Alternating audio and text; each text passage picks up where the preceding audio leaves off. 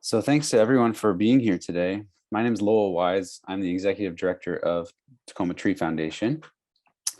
And I'm really excited to be here as part of our Lunchtime Tree Talk series. This is a series of webinars supported by Tacoma Creates.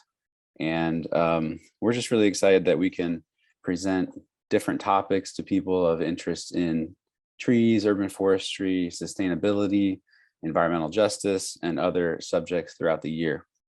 So I hope that if you enjoyed today's presentation, you'll keep tuning in.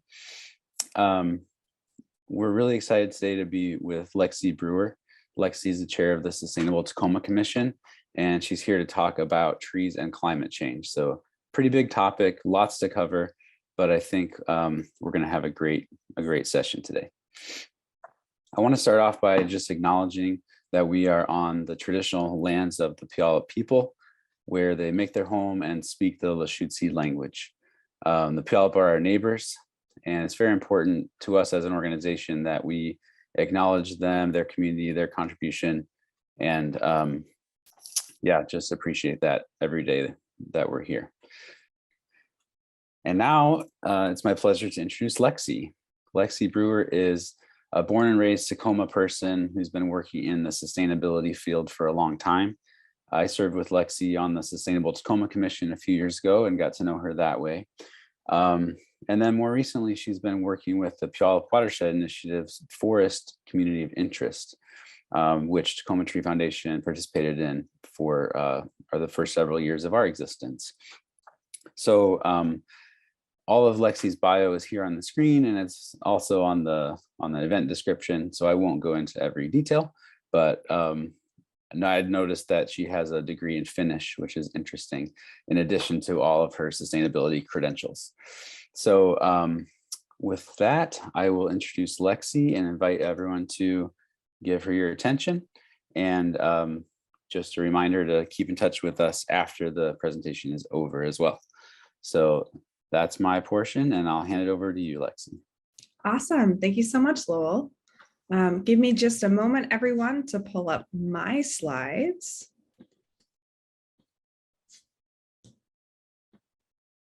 Okay.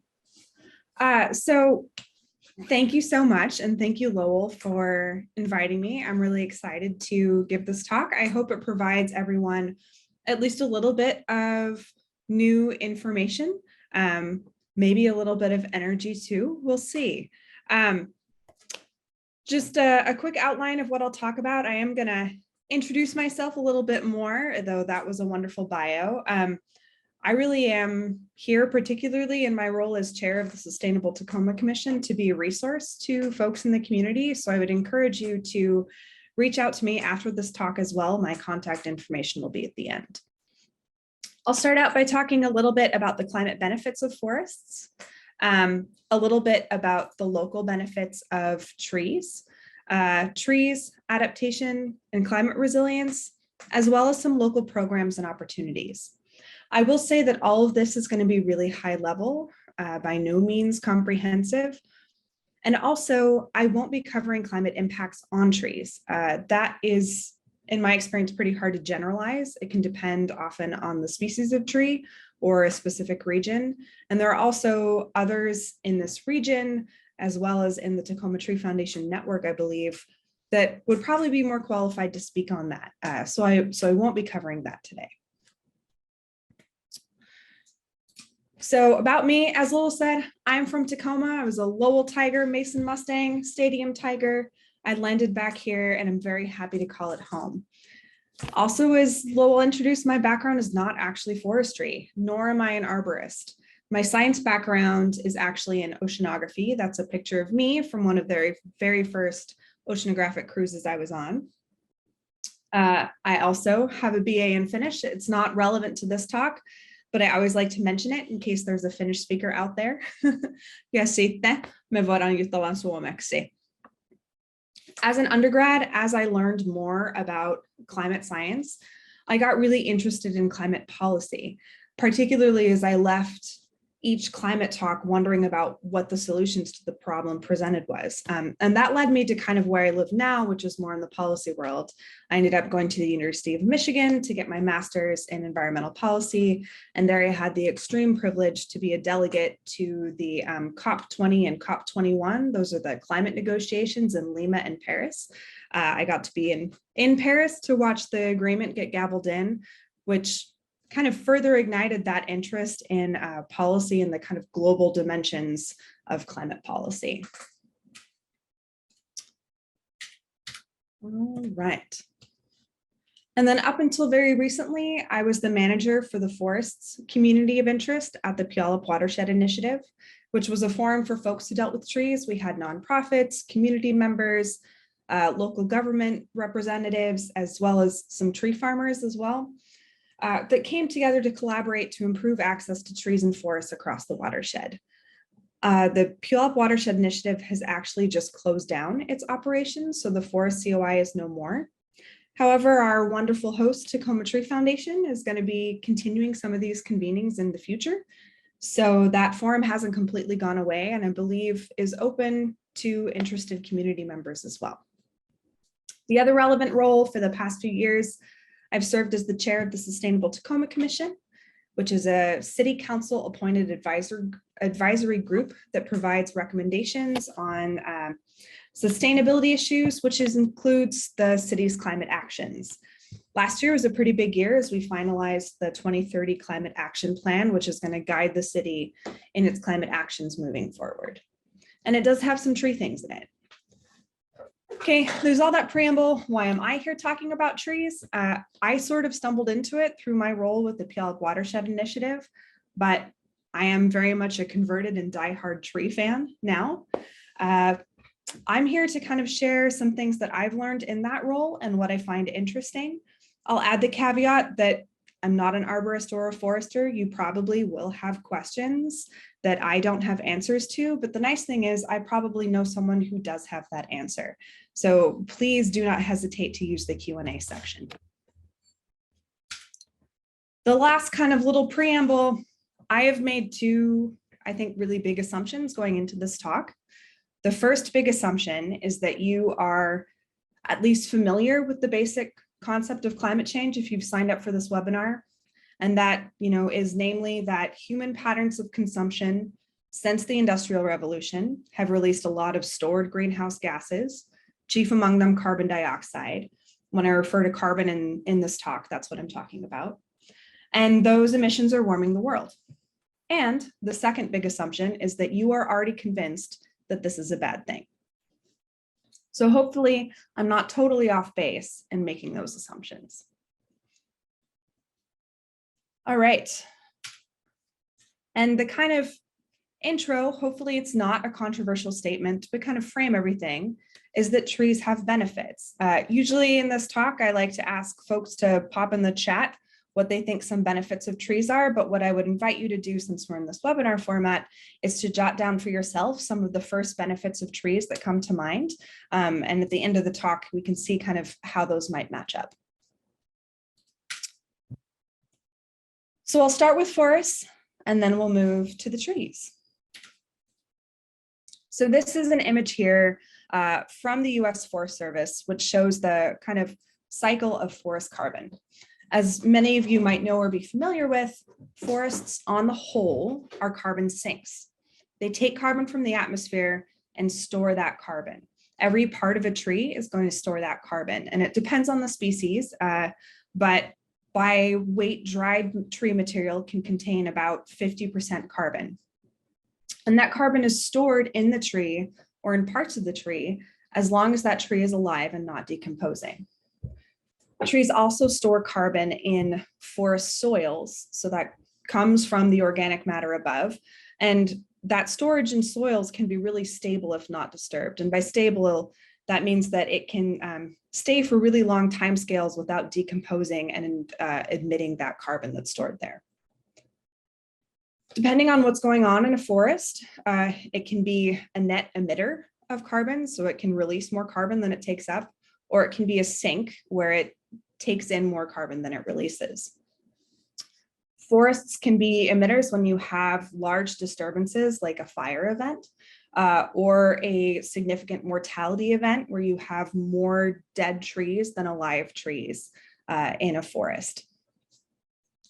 Storage in wood products, I think, is something interesting to mention because I've seen it be of interest to a lot of groups in this area. So that's kind of the idea that, okay, you know, we have, say, a tree, maybe we chop that tree down, but the wood isn't decomposing. If we build a building out of that wood, is that actually a carbon sink? As with many things in sustainability, I think the answer to that question is complex and it'll depend on who you ask. So this picture here is from a proposed mass timber high-rise building in Seattle. Mass timber is basically you're going to build a large building out of timber in lieu of other materials that would typically be used, like concrete. Some groups consider these large buildings net carbon sinks because instead of the trees that you're cutting down sitting and decomposing, it is stored in a building. Other groups maybe don't because it depends on the life cycle emissions. How much carbon are you emitting when you are harvesting the trees, milling the trees, transporting it? What happens to that organic material when, say, the building reaches its end of life? So I think depending on who you ask, it's a bit up in the air, but I think it's an interesting component. Particularly, I've seen a lot of folks in this region show up at conferences, say, and talk about mass timber and carbon storage. So I'm obviously interested in how impactful planting trees can be on the local scale as well as the global scale. I'm going to offer this example because I think it can be a little bit hard to figure out. So some of you might remember a somewhat splashy journal article from 2019. It was this one here, the Global Tree Restoration Potential, that spawned headlines like this and like this. So this was a study led by researcher J.F. Baston, where it tried to quantify where on Earth new trees could be grown, areas that weren't currently being used by humans. It did this by using satellite data to assess land cover and land use. And in their paper, there were kind of three large points that ended up getting picked up in a lot of these news articles. The first was that the planet could support 2.2 billion additional acres of forest. For context, that's an area about the size of the USA. The second is that resulting forest could store 200 gigatons of carbon. That's 2/3 of the carbon that was emitted by humans from the Industrial Revolution until now. And because of those first two conclusions, their final conclusion was that tree restoration was the most effective solution to climate change to date. And that sounds great, right? What we need to do is we need to plant a lot of trees. We can avert the worst impacts of climate change. Almost sounds too good to be true. It probably is too good to be true. After the article was picked up by lots of news outlets, then you started seeing a lot of critical responses from other scientists coming in, calling into question the findings of this paper, and the authors ended up issuing an erratum. So kind of walking through point by point, in their first kind of finding that the planet could support that additional 2.2 billion acres of forest, planting that could take 1,000 to 2,000 years. It was also really generalized, so local constraints were missing. For example, maybe there are nutrient limitations in that spot where you could plant a tree, but it wouldn't make it to maturity. And then in finding that it could store 200 gigatons of carbon, a lot of the land they identified already had plants on it that were already storing some carbon, probably not on the scale of a large mature tree, but it's not zero. So that already calls into question that number. It also assumed that every acre would be restored to 100% forest cover with low mortality, which isn't necessarily realistic. I think most importantly, it would take 100+ years for trees planted now to reach maturity. In the 2018 Intergovernmental Panel on Climate Change report, they said that we need to have emissions by 2030 to keep warming to the 1.5 degrees Celsius under the Paris Agreement. We don't have 100 years. We have less than 10. So the timescale there is an issue too. And so with that kind of final conclusion that tree restoration was the most effective solution, in their erratum, the authors admit that the most effective solution is ceasing the emission of greenhouse gases. I offer this example because I have found there is a lot of nuance in climate science, and it can be hard to figure out where energy really needs to be. My kind of personal perspective, which I'm trying to, I think, impart here, is that whenever there is what seems like a pretty simple solution to a complex problem, there's probably more going on behind that, and it probably needs to be looked at a little bit skeptically. So again, key point number one, there's no silver bullet that can replace halting emissions, and we are not going to plant our way out of the climate crisis. I know that's kind of depressing. I came here to talk about trees, and here I am telling you that trees don't matter. Well, I'm not. We need both natural and energy solutions to stabilize our climate. So this graphic is from the World Resources Institute. It's a little bit outdated in that it's from 2016, but the patterns that it illustrates are still in effect. And if tropical deforestation were a country, it would rank third in CO2 emissions. That first graphic that we looked at, which was kind of the forest carbon cycle, and how if you have a forest that is decomposing, you have soil disturbances, you end up emitting carbon. This is kind of what's going on here with this tropical tree cover loss. And unfortunately, we're not doing super great in halting that deforestation. This is from 2021, also from the World Resources Institute, where it was looking at progress towards the 2030 and 2050 targets. And unfortunately, we're still going in the wrong direction in terms of halting deforestation. I think there is a glimmer of hope. There was the Glasgow Climate Conference, which just happened in late 2021.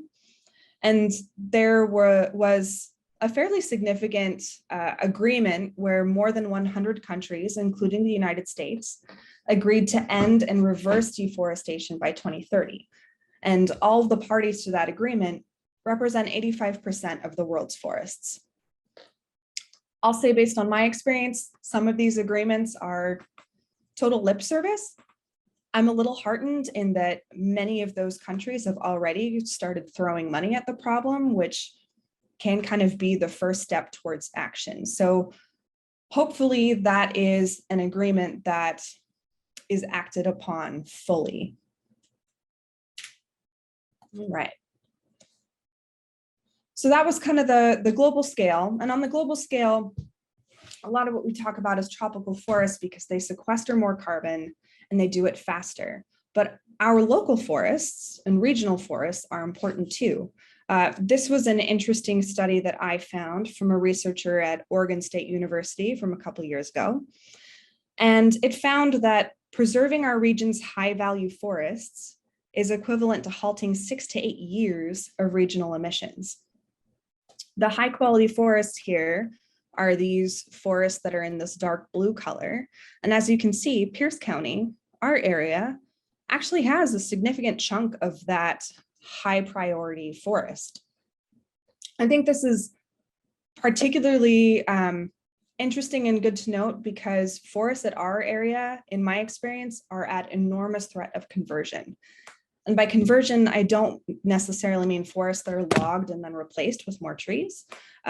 Conversion would be if you have a forest where the land use then changes to development or urban sprawl.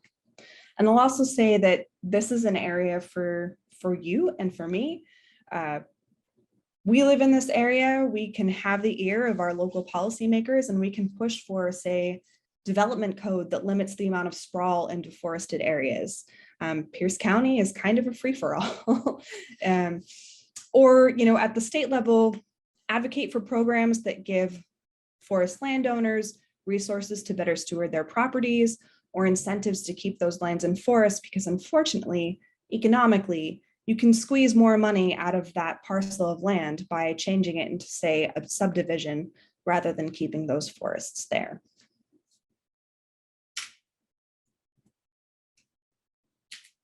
So my kind of second key point that I want to leave with you is we need to preserve what we have. Reforestation is not a substitute.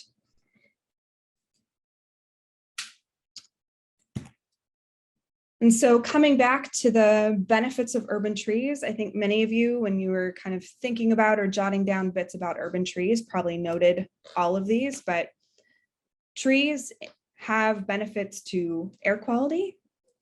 They have stormwater benefits. They can help manage stormwater. They have environmental health benefits, physical human health benefits, mental health benefits, and more. I focused on these because I felt like they were the most related to climate change, but there are, I think, really interesting connections overall between trees and urban landscapes.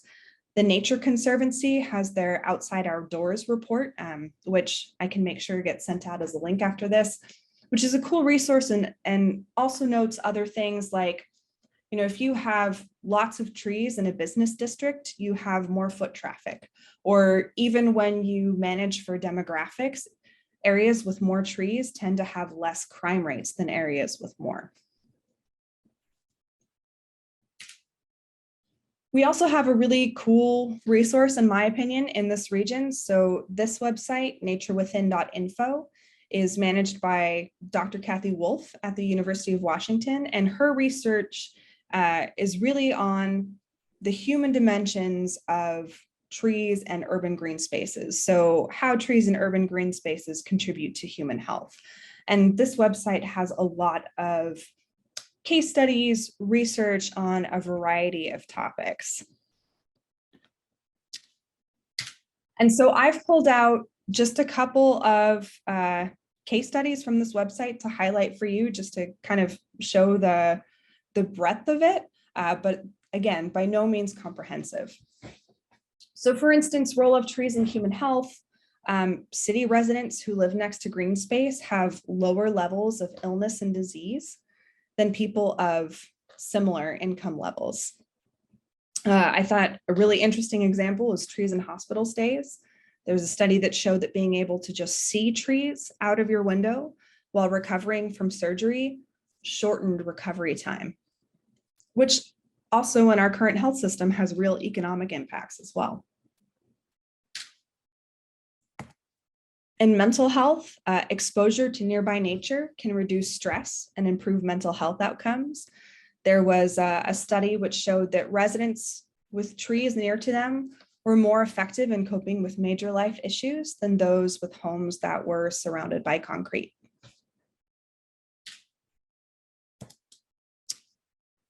And also, trees have a role in social cohesion.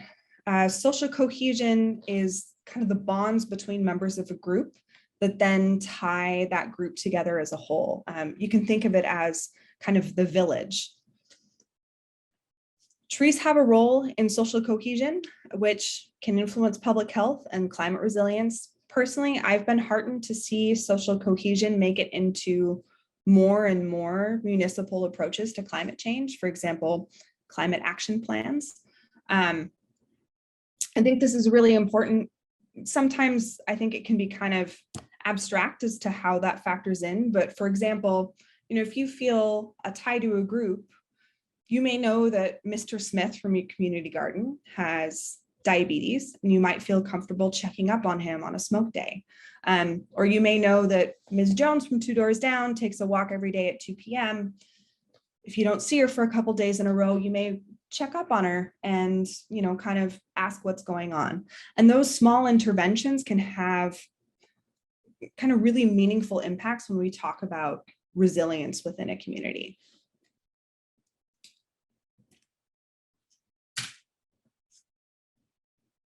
As far as local climate impacts, so, you know, those are kind of how trees can, case studies of how trees can impact those dimensions of human health.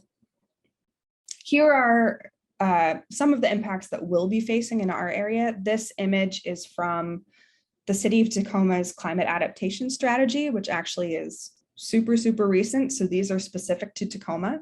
We're going to be looking at more extreme heat and drought like we experienced this summer with those really hot days, more frequent wildfires and smoke days, landslides, sea level rise, as well as flooding due to extreme precipitation and storm surge. And kind of one thing I like within this graphic is it also shows kind of the impacts based on these larger climate changes. So for example, displacement due to sea level rise or stream pollutants from increased winter runoff. And trees have a role in combating a lot of these impacts. So for example, trees have a role in air quality. They can help reduce pollution. Needles in trees, like our native Douglas fir, can absorb pollutants and some particulate matter. Stormwater benefits.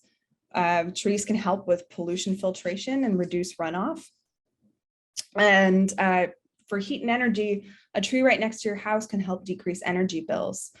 There's a reason that Tacoma Public Utilities has its shade tree program and contributes to the tree coupon program that we have here. It's because trees can have a really meaningful impact on your energy bills. I think it was a 20% canopy of deciduous trees over a house can translate to annual cooling savings of 18%. And I would be remiss to go through this also without mentioning urban heat islands. So the concept of an urban heat island is basically that land use affects the temperature that you feel, both between a city and a rural area, but also even within a city. So if you're in an area that has lots of trees, on a very hot day, it is likely cooler for you in that area than an area that doesn't have trees. And this plays out in the city of Tacoma. So the image here on the left shows tree canopy cover by census block. And you can see, here's downtown Tacoma, but you have areas which are very much not downtown that have a lot of residents in them that have relatively low canopy cover as opposed to other areas of Tacoma, like the North End. And these kind of patterns of inequitable access are, I think, universal. They tend to be across cities in the United States where trees aren't equitably distributed. So you'll find kind of similar patterns in Portland and Seattle and Chicago of certain census blocks with a lot of trees and certain census blocks without a lot of trees. And the reason this matters is because just based on where you live within a city, you may be getting the benefits of trees, or you may be missing out on those kind of myriad benefits that trees provide. This isn't an accident. Legacies and continuances of redlining and environmental racism made this pattern. Here on the right, you can see communities of color in the city of Tacoma. In this dark blue means higher percentage of people of color within those census blocks. And if you kind of track it over to where low canopy cover is, you can see that unfortunately, in the city of Tacoma, a lot of the areas where you have a lot of people of color living, you don't have a lot of trees. And so because trees have those impacts on human health, mental health, it becomes an environmental justice issue. So quick recap, trees can mitigate some of the common impacts of climate change, like poor air quality, heat, those extreme weather events. They also improve the health and social conditions that make populations less vulnerable. I think another thing to kind of point out is, okay, we've all, or many of us have weathered an extreme heat day. For some, that day was no big deal. For others, it was a huge disturbance. So an event that may be merely a nuisance for someone else may be catastrophic for you. And access to the benefits of trees is not equitably distributed throughout the city of Tacoma.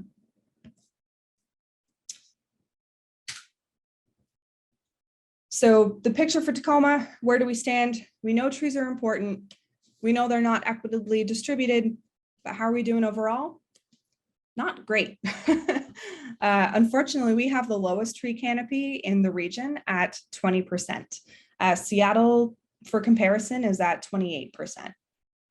We have a 30% canopy cover goal, which is somewhat typical. This image is from Mike Carey, who's an urban forester at the city of Tacoma. I think part of what's kind of interesting in thinking of achieving that canopy cover goal is it's not just the number of trees that's planted that matters, it's which trees. So for comparison's sake, on the left, it's showing that, if let's say we wanted to hit that canopy cover goal only with flowering pears, which are, kind of smaller trees, they don't get as big and as wide.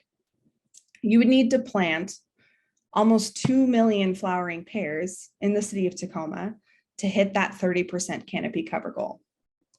Whereas on the right, if you were going to say put in red oak, which at maturity is very tall, very large, very wide, you would only need a little over 120,000. So obviously we don't want to be planting one species everywhere. That does not make for a healthy urban forest. But which tree you choose to accomplish this goal does matter. And I think another thing to kind of point out here too is that really large, mature trees confer a lot more benefits than smaller, younger trees. So key point 3, big, mature trees in urban areas provide more benefits than younger, smaller trees. I'm stealing another thing from Mike Carey right now. I've heard him say, trees are good, more healthy trees are better, bigger healthy trees are best. And with that in mind, I'll also kind of amend that key point number 2 for an urban setting. Again, we need to preserve what we have. Removing mature trees and planting new ones is not a substitute. It's not one for one. So kind of shifting into what's going on in the region, a few things I wanted to highlight. Pierce Conservation District is the first conservation district in the country to offer a carbon credit program focused on urban environments. So this is it with city forest credits. The first project is called Clark's Creek, and they're going to be more in the future. I think this is really interesting, and it's kind of cool to see Pierce County leading the way in this. Looking at free or reduced cost trees. So City of Tacoma has its Grit City Trees program, and Lowell, you can correct me if I'm wrong, but I think Tacoma Tree Foundation has kind of helped in connecting and implementing that program previously. Pierce Conservation District has their urban tree sale. I haven't seen the dates for the 2022 sale announced yet, but that can be another good place to get your hands on a tree. And then countywide, the tree coupon program, which I used to help with at the Forest Community of Interest, is currently open. It's open through the spring. So if you want to plant a tree, it will give you a coupon for $30 off a tree for up to 3 trees if you live anywhere in Pierce County. Another kind of interesting effort is the Forest Health Watch, which is being coordinated by Wazoo Extension. And that's focusing for right now on Western red cedar decline. And this is something that you as a citizen scientist, or even just as someone interested, can do on an app called iNaturalist, either walking around the city or, out along trails. You can log instances of declining trees with the idea that we're going to crowdsource this citizen science to try and figure out why Western red cedars are dying. And then a little bit of what can you do? I think the first thing that I would emphasize is to stick up for trees. The county, the city, and the state level needs voices that, say, hey, existing trees need help. These are things like, when budget decisions comes up. For the city of Tacoma, each year, the city makes budget adjustments, or if it's a budget year, it's on a 2-year budget cycle, they decide how they're going to allocate funding. And oftentimes there is more to do than there is funding for. And if there are outside voices that say, hey, we really, really want you to put funding towards a tree program, oftentimes that gets paid attention to. Another thing is in local planning efforts. One example that comes to mind is Metro Parks here in Tacoma was thinking about putting in a sports complex. It was called the Heidelberg Sports Complex. And one site they had identified was that area near Tacoma Community College that has that nice big forested area and trails there. And community members actually flagged it and showed up in force to say, hey, we really value this forested area. Please don't get rid of it. And so that was a thing where it was a planning effort, which wasn't ostensibly about trees, but it had impacts on trees. And you had a lot of action and investment from folks in the community, which I think have helped preserve that forested area. And then also policy. I know, Lowell, you can attest to this. The city of Tacoma needs tree codes. The last time they were touched was probably in the 1920s. They're really outdated and they do not protect trees. So I think they might be heading to council soonish. A good way to keep tabs on it is to look at either the council agendas or Tacoma City Council has a subcommittee, which is the Infrastructure Planning and Sustainability committee that meets. You can look at their agendas and see if trees are on the agenda. Particularly that IPS committee is a good place to tune in, and there'll be a presentation about what's being proposed, and you can either comment about whether you like it, if you don't, if you think something's missing, or write a letter. And that's a great way to weigh in. On that kind of policy and planning side, these are kind of 2 documents that the city of Tacoma has that are particularly relevant, I think, to trees. So the first is the Urban Forest Management Plan, which lays out how the city is going to reach that 30% canopy goal and how it's going to take care of its trees. It includes policy things, policy actions, as well as some budget requests as well. And then last year, the city released its 2030 Climate Action Plan, which was actually approved by council, which is the city's pathway towards reaching its climate goals, which include net zero by 2050. And kind of an example of what's in, say, the Climate Action Plan. So this is an action on urban heat island mitigation strategies. One kind of thing I wanted to point out in here is there is a cost that's associated with this action. And again, this is a place for advocacy.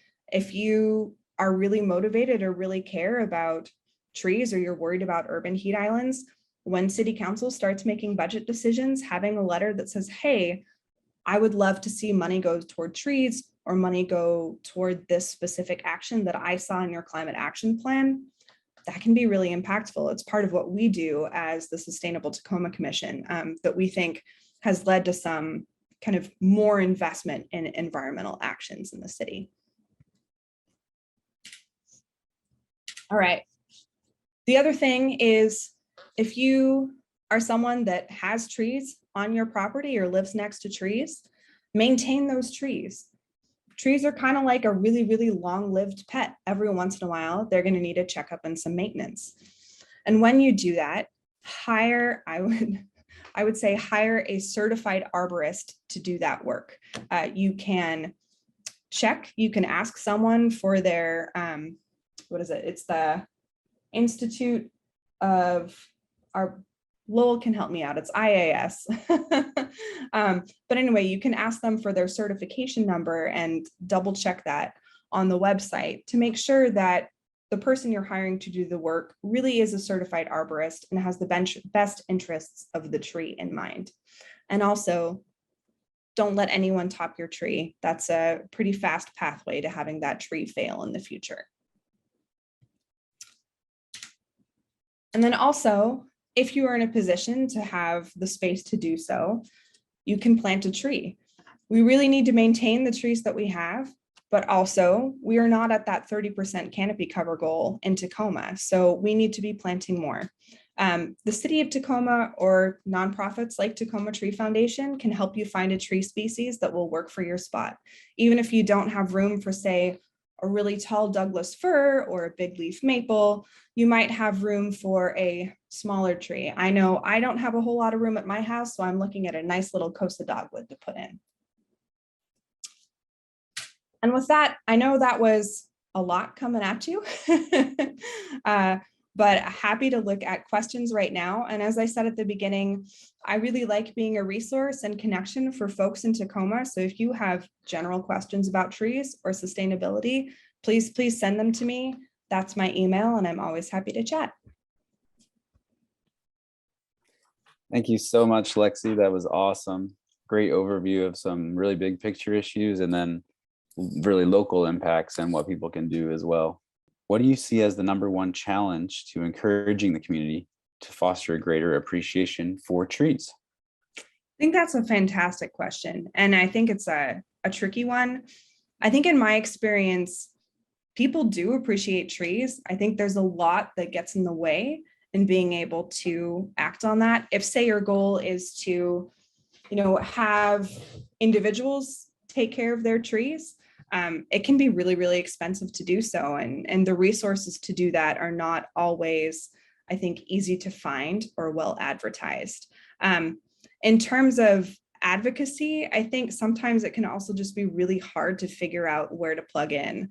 Quite honestly, without sitting on the Sustainable Tacoma Commission, I probably wouldn't know kind of how to give input on a planning or policy process and when. So that's kind of one thing that I like to do in my role, is to kind of help connect people to those places where they can be advocates. So I think, summing that up, one is resources. So there's a lot in life that can get in the way in terms of having like the financial resources to maintain a tree or to plant a tree. And then the second is that kind of knowledge and connection to where to go to advocate. In my experience, I think that appreciation is kind of already there. People tend to like trees. Yeah, I think you're exactly right. And hopefully programs like this encourage people and let people know where the resources are. So the website I shared a few minutes ago, treesfortacoma.org, that kind of summarizes all the incentive programs where you can get free trees in the area. So there's another question here about when we might see improved tree regulations from the city. What do you know about that, Lexi, from Sustainable Tacoma Commission? I believe that is heading to council pretty soon. I think I heard kind of later in January, and I know we have Mike Carey here, so he might be able to pop it in the chat to us. I think kind of the first pass is going to be looking at permitting. So currently in the city of Tacoma, you do need a permit to plant or remove a tree. However, nothing stands in the way of denying that permit. Or sorry, the city doesn't have any kind of mechanisms for denying that permit if it's just a residential tree and you're in that right of way. And also currently fruit trees, for example, aren't allowed in the right of way. And so that's the right of way, is that strip in between the sidewalk and the street. So I think those are going to be some of the kind of first things that will be dealt with in those kind of updates to tree codes. Taking a larger comprehensive look, I know, is part of the urban forest management plan and might be kind of a multi-staged process. Right. Yeah, I think what I've heard from Mike recently is that the tree code update should be happening in the next couple of months. And they've already presented a version of this to city council back in the fall, but it's kind of been delayed. But this is a kind of a first pass at code updates, and it's going to do some of the things you talked about, like make permitting easier and allow street trees in the right, or allow fruit trees, but it doesn't have much in the way of preservation, like a tree preservation program or anything. So it's going to be a long-term process, I think, having a comprehensive tree code that makes sense for the 21st century. Another question here about, does one have to be a Tacoma resident to be involved with the city's planning and budgets? That is a really good question. In my experience, no. I think the kind of framework is if you live, work, or play in the city of Tacoma, you have kind of a stake in what the city does. I know to serve on the commission, I think the guidelines are you either live here or you work here. But I've definitely seen folks that live outside of Tacoma, but spend a majority of their leisure time in the city of Tacoma weighing in on those policy decisions. Because even if you're not a resident, you are spending money here, you are spending time here, and have that kind of skin in the game. Yeah, that's a great answer. I think that's right. I think that the city's probably open to hearing from other people who are connected to our community, no matter how you're connected. And if you have a stake and you care about making this a better community for everybody, probably your feedback is welcome. Christopher is asking, any local jobs or internships for planting and maintaining trees? Do you know about anything like that, Lexi? Ooh, I think Mike might be in a good position to answer that. I know there have been some planting efforts with Tacoma Tree Foundation previously. I don't know if those will continue outside of the Earth Day South Sound effort. There's the Washington Conservation Corps, which I think has a pretty good presence in Tacoma. And I think Pierce Conservation District too also has occasional opportunities to help out with that. That's right. And Tacoma Tree Foundation, we are growing right now. We are open to applications from people. We don't have specific positions right now, but we have some hourly employees. So anyone with experience planting trees, maintaining trees, we would love to hear from you as we kind of ramp up our efforts this year. So yeah, thanks for that question. Looking at a couple of other questions here. Mike is asking, what is a strategy you recommend we could pursue to break down the barriers between government and the community? Ooh, there's a lot there. I mean, honestly, from my perspective, not everyone can serve on a commission. However, the commission is a pretty good, I think, inroad in that I've been on it for long enough that I have relationships with staff at the city, as well as with city council members. And oftentimes someone will mention something to me. So for example, not directly related to trees, but we had a lot of smoke days last year. We had extreme heat days this year. I had people mention to me that they were really, really worried about those days and didn't quite know what the city was doing. And I knew the people to ask and the people to contact to get answers to that. So those kind of commissions can be conduits towards that government. One other thing that I was kind of peripherally involved in that I don't think is finalized yet, but I know that Pierce Conservation District was working on a civic engagement toolkit, which was going to be kind of a nice PowerPoint presentation, as well as diagram of how to plug into your local government. So things like, how to keep tabs of a planning process. When in the planning process is it, the best time to kind of give your feedback? Who to ask about different topics? I think those kind of resources can help, especially if it's a matrix of kind of when to get involved, can help citizens figure out how to get involved. I think in an ideal world, we would have local government that knew kind of precisely how to get out to community and knew all of the stakeholders for processes. But realistically, there are going to be people who something affects that the city doesn't reach. So if there's a planning process, city can do its best to try and reach everyone who's going to be impacted by that planning process, but it probably isn't going to reach them. So unfortunately, right now, I think somewhat the onus is on people to figure out how to get involved, but I would very much like there to be more people kind of like me in the role of commission, like you, Lowell, that are brokers kind of through our positions or through our connections to help get the communities that we interact with to those kind of staff and local government decision makers. Yeah, I think that's a great point. And it kind of underscores the role of a nonprofit like Tacoma Tree Foundation, because we are out there in the community asking people questions, talking about practical concerns that people have on the ground. And so we're also in the room with the city and other policymakers. And being that kind of go-between, I think, is really important, because that doesn't confine our interactions to just a particular city planning process. Like, oh, we need comments on X project, right? So our goal is to develop relationships in these priority neighborhoods and make sure we're getting trees where they're needed the most across Tacoma.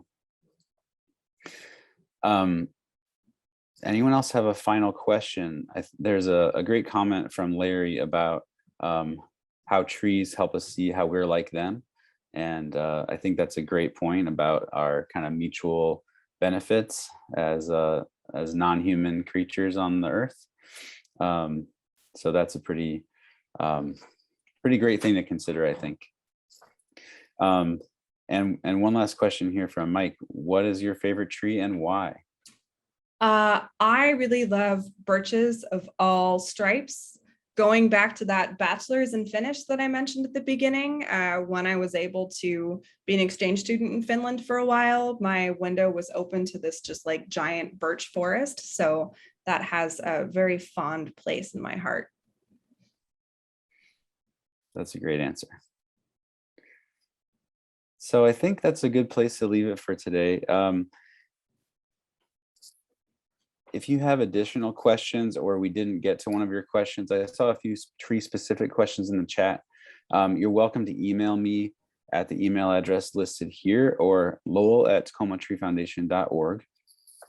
And yeah, just keep in touch with us. We're on Facebook, we're on Instagram, we're on YouTube. As I said, this presentation will be available on YouTube after the session, probably in another week or so. So thanks everyone for tuning in. Thank you, Lexi, so much for sharing your experience with us too. It's just great to hear from you and hear your perspective, and best of luck with your next phase. Yes, thank you. Happy to be here. And, as I said, I am happy to be a resource. So I know Lowell will send out my contact info too. Please don't hesitate to email. Absolutely. Let's see. I think there might be one more question in the Q&A. No, we're good. So with that, we'll leave it. Thanks again, everyone. Thanks for being part of Tacoma Tree Foundation's community, and keep in touch.